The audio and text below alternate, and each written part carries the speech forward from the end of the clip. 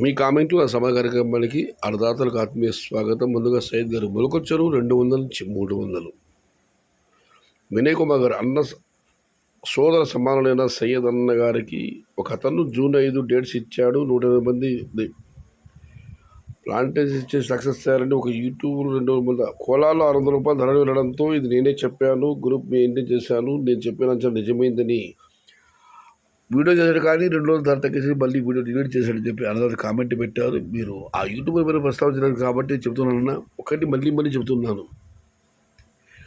ఎప్పుడు ప్లాంటేషన్ చేస్తే ధరలు వస్తాయని ఎవ్వరూ చెప్పలేరు.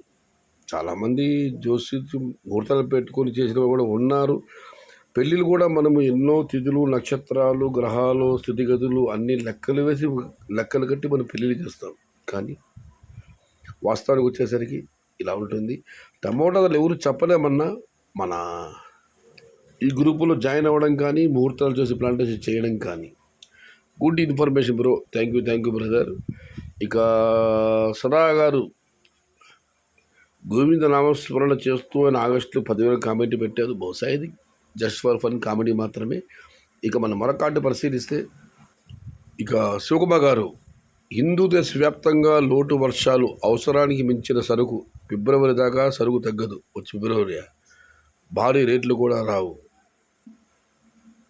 అది మనం చెప్పలేమన్నా. టమోటా యొక్క ముఖ చిత్రం ఒక్కరోజు మారిపోతుంది. ఎల్లిన ప్రభావం ఎక్కువగా ఉంది. చూడాలి, దేవుడు కరుణించాలి, ఈ ప్రభావాన్ని మనం తొలగించాలి. 150 సంవత్సరాల కిందట మాత్రమే ఇలాంటి స్థితి వచ్చింది. మళ్ళీ ఇన్నాళ్లకు ఆ ప్రభావం వచ్చిందని శాస్త్రజ్ఞులు అంటున్నారు. కానీ ఈ ప్రభావం ఇలా కొనసాగితే మాత్రం తీవ్రమైన దుర్భర పరిస్థితులు, తీవ్రమైన కరువు మనం ఎదుర్కోవాల్సి వస్తుంది. అది రాకుండా చూడాలి, మనం మా భగవంతుని ప్రార్థిద్దాం. ఇక వినోద్ కుమార్ గారు మదనపల్లిలో 350 నుంచి 400 పోయినప్పుడే నాకు తెలుసు ఇది వ్యాపారస్తులు చేస్తున్న జిమ్మిక్ అని. రైతులు షాప్స్కి వెళ్తారు స్ప్రేయింగ్ చేయడానికి అంటే కొంచెం బిజినెస్ జరగడానికి. జస్ట్ జిమ్మిక్కు అంటే మదనపల్లి మార్కెట్ అన్న కోలార్ తమ్ముడు వినోద్ కుమార్, కోలార్లో 600 అమ్మారు, అవన్నీ మీకు లెక్కలు లేవా?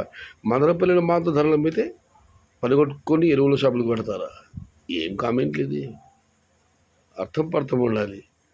మదనపల్లి 350, 400 అమ్మితే పరుగు ఫర్టిలైజర్ షాపులకి. మరి కోలార్లో 600, 650, మనకు వచ్చిన 720 అమ్మితే ఆలోచించండి. మా ఏరియా ఎక్కువ ప్లాంటేషన్. అశోక్ యాదవ్ గారు మీ ఏరియా ఏదన్నా అని కామెంట్ వచ్చింది కానీ ఆయన రిప్లై ఇవ్వలేదు. ఇక మనం మరొకటి పరిశీలిస్తే ప్రజెంట్ ప్లాంటేషన్ చెప్పండి అన్న ఫార్మర్స్కి. అశోక్ యాదవ్ గారు ఏం చెబుతామన్నా, కొన్ని ప్రాంతానికి వస్తుంది సమాచారం. సీజన్ ఫెయిల్ అయింది కాబట్టి అంజీల ముందు చెప్పి మళ్ళీ టమాటా భారీగా జరుగుతుందని. ఈసారి టమోటా సేద్యం కాదు జరిగింది, సేద్యాన్ని యుద్ధంలాగా చేశారు.